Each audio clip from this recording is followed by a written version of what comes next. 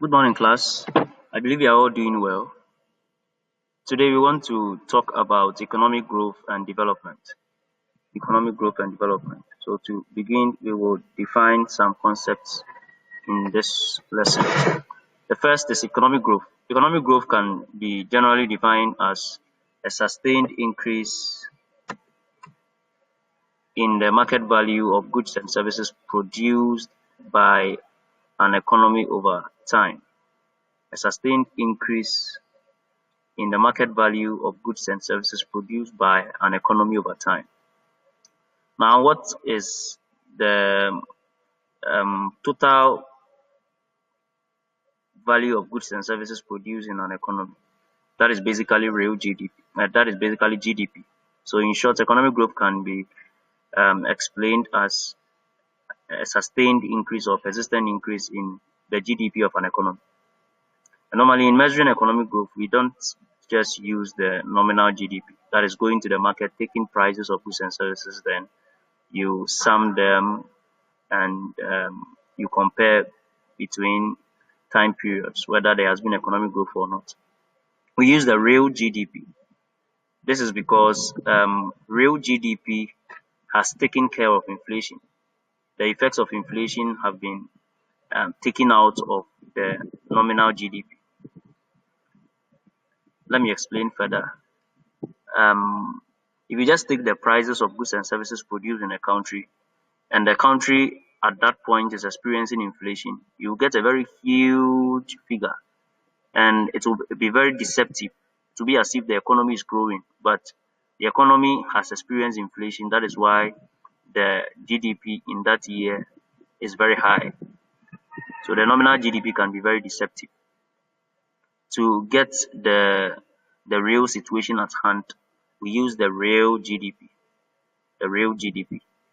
so that that will reveal the real value of goods and services produced in the economy. Okay. So one curve that is used to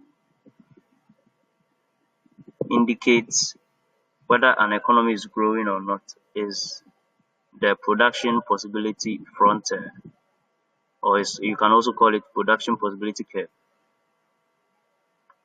The production possibility frontier is a curve that measures the maximum attainable combinations of outputs that an economy can produce when all its available resources are utilized or are put to use.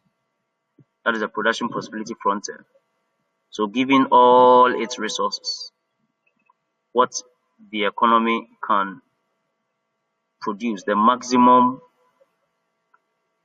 combination of goods and services the economy can produce. The curve that represents is the production possibility frontier. So now this is an example of a production possibility frontier. This is based on the assumption that the economy produces two types of goods. We have consumer goods and we have capital goods. So employing all of its available resources, what the economy can produce at every point in time is represented with this curve.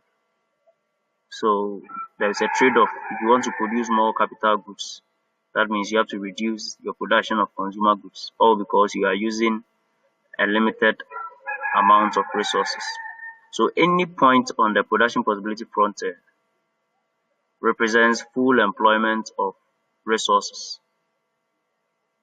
Any point below, for instance, if you are here, it means that some resources are not being utilized. So unemployment of resources. Countries that are experiencing unemployment, high unemployment, they are operating below the production possibility frontier. And any point above or outside the production possibility frontier means the economy has experienced economic growth. So an economy that experiences economic growth, it means that his production of capital goods and consumer goods, or the combination of goods that economy is producing, has increased from what it was to a higher point. So this is a typical representation of a production possibility frontier. An outward movement of a production possibility frontier depicts economic growth. The next term we would want to define is economic development. Economic development is usually much more broad. It is broader than economic growth. Economic development looks at an expansion in an economy's output, not only that, or a capacity to produce coupled with general improvement in the standard of living and social well-being. So it looks at expansion of output or the capacity of an economy to produce, and also improvement in the living standards of the people in the country. So according to Todaro, economic development has the following three fundamental aspects. Let's check that with any country we assume is experiencing economic growth and compare to know if indeed that country is experiencing economic growth. First of all, the standard of living of the people in the country must improve. Their incomes, their consumption levels of food, medical services, educational services must improve. By that, we can say that economy is developing. The second is creating conditions necessary to the growth of people's self-esteem through the establishment of social, political, and economic systems, and also institutions that promote human dignity and respect.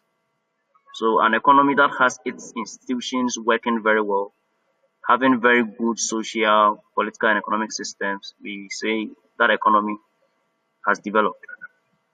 For instance, if you go to US, just with your national identification card, you can every information of yours can be retrieved because their institutions are working very well.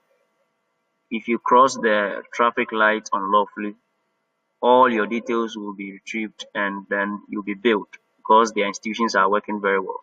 What about Ghana? That remains a question mark for you to answer. So US, for instance, has experienced economic development. And the last thing is increasing people's freedom by enlarging the range of their choice variables, as by increasing variety of goods and services. So if an economy has a variety of goods and services so that people can make choice from the variety, that means the economy has developed. Let me give an example. If you go to a mall, a shopping mall in Canada, if you want Chinese food, you get. If you want Ghanaian food, you get. If you want Ghanaian clothing, you get. If you want Chinese clothing, you get. So you have a variety, no matter where you are coming from. Such an economy is said to have developed. What about shopping mall in Ghana? That is also a question to answer. So I'll continue in the next video. Thank you for your attention.